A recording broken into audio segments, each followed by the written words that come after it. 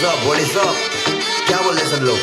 Amway बनता है मालूम है ना, मचाएंगे, जो नहीं नाचते उसको भी नचाएंगे। Let's do it. ए ए ए मालूम है तो सुन।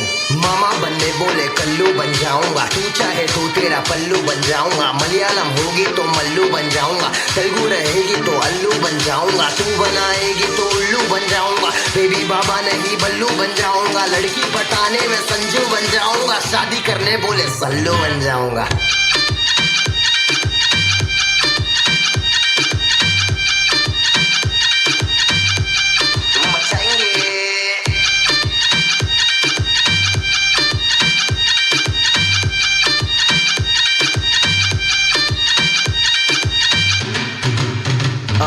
बहुत समय बाद लड़की पे गाना, गाड़ी और दारू नहीं दिखाना।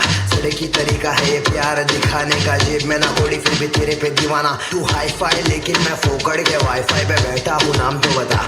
मैं डालूंगा डीएम फिर एम से पीएम, करे बात साथ साथ, खाली घर रात रात रात। बहुत हार्ड तू लटका के झटका के चलती है, भटका के ध्यान मेरा। तेरे इस चलने पे मैंने कुछ लिखा है, पब्लिक को दे दूंगा ज्ञान तेरा। वो मैडम जी मैं तेरा भाई नहीं है, धीरे चल कोई हाई नहीं है। बस इतना ही बोलूंगा, दिखती है माशाल्लाह, चलती है इसमें दो राय नहीं है क्या?